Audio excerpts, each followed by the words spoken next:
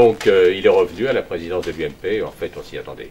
C'est pas une surprise, mais ce qui est plus surprenant, en revanche, c'est la réaction du Parti socialiste. On va lire par exemple ce que dit Jean-Christophe Cambadélis, son secrétaire national. C'est évidemment une mauvaise nouvelle pour la France, vu le programme de Nicolas Sarkozy, mais une bonne nouvelle pour la gauche. Le temps de tous contre le PS s'achève, c'est l'heure des choix, valeur contre valeur, programme contre programme. Une mauvaise nouvelle pour la France, c'est donc une bonne nouvelle pour le Parti socialiste, c'est quand même assez extraordinaire. Mais voilà l'explication de cette curieuse logique. Tactiquement, dit un autre responsable socialiste, tactiquement, c'est juste parfait. Chaque fois qu'un électeur de gauche voit le portrait de Sarkozy, il se souvient pourquoi il a voté pour nous. Alors, ce qu'on peut simplement dire, c'est qu'effectivement, les électeurs de gauche se souviennent pourquoi ils ont voté pour le PS, mais précisément, le problème, c'est que le PS et le gouvernement n'ont pas fait la politique pour laquelle ces électeurs avaient voté.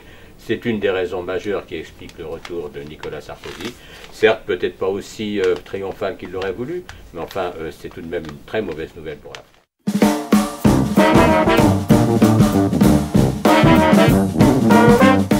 Alors le MEDEF va manifester toute la semaine, là, parce que, évidemment, le patronat a beaucoup de revendications, il est accablé par les impôts, il est accablé par les charges, etc. Et évidemment, il veut beaucoup plus de souplesse. Voilà, le maître mot, maintenant, c'est il faut assouplir, et notamment, il faut assouplir les 35 heures. Parce que vous savez, les 35 heures, c'est raide, c'est très raide pour les salariés qui ont comme ça plus de temps libre, mais c'est surtout très raide, évidemment, pour les patrons qui ne peuvent pas les faire travailler davantage. Alors, assouplir, ça veut dire quoi? Ça veut dire que les 35 heures, on peut les étirer, on peut les allonger comme on veut. Alors finalement, 35 heures, ça peut être 39 heures, et pourquoi pas 40, et puis pourquoi pas plus, comme avant la libération, ou alors pourquoi pas 68 heures comme en Corée du Sud. Finalement, c'est ça l'assouplissement.